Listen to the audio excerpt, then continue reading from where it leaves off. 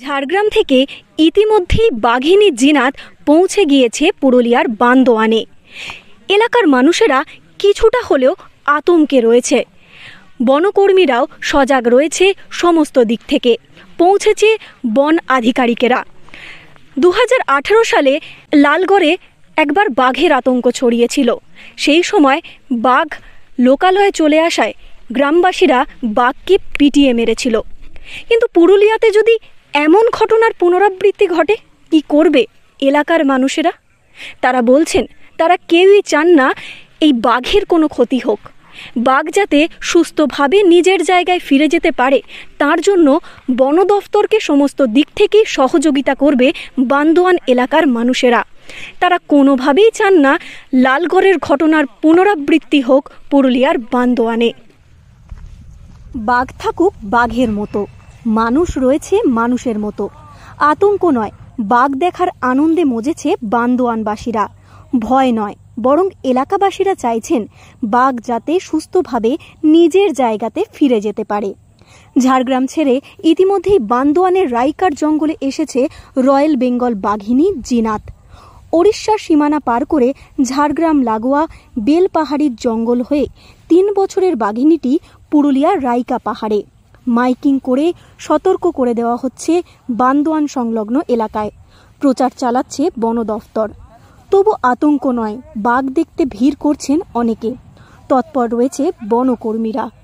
2018 সালের ফেব্রুয়ারি মাসে লালগড়ে ছড়িয়েছিল বাঘের আতঙ্ক। হঠাৎ করেই এলাকায় বাঘ ঢুকে পড়েছিল। সেই সময় 2রা মার্চ লালগড়ে বন দফতরের ট্র্যাপ ক্যামেরায় ধরা পড়েছিল বাঘের ছবি। বাস্তবে আতঙ্কই সত্যি হয়েছিল লালগড়বাসীদের। কিন্তু কয়েকদিন পরেই জঙ্গলে পিটিয়ে মারা হয়েছিল বাঘটিকে।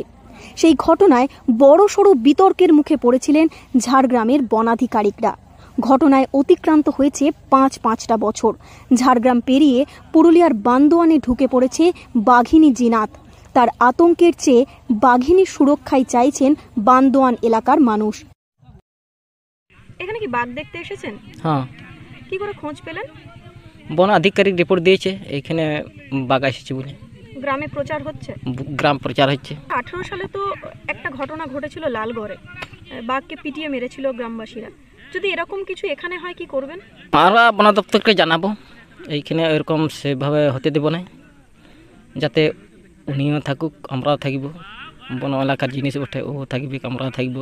বন দপ্তরে খবর দেবে? হ্যাঁ, বন দপ্তরে খবর দেবো। হয়েছিল এখানে যেটা ঘটেছিল? না, ওটা খুব খারাপ।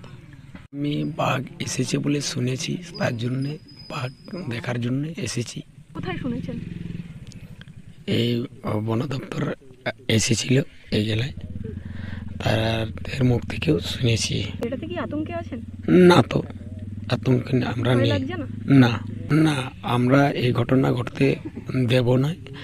এবং আমরা যেখানে বেলপাহাড়ি 2018 সালে হয়েছিল, সেটা আমি বলবো ওখানের একটু অন্যায়ের কাজ হয়েছে। পুরুলিয়াতে এই ঘটনা ঘটতে দিব না। বান্দোয়ানে বাঘের আগমনে এক প্রকার আতঙ্ক যেমন আছে, তেমনই রয়েছে খুশির আমেজ।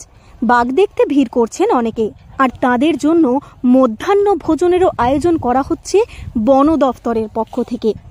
বাঘ দেখার আনন্দে মজেছে বান্দোয়ানবাসী। পুরুলিয়া থেকে শর্মিষ্ঠা ব্যানার্জির রিপোর্ট, লোকাল 18 বাংলা।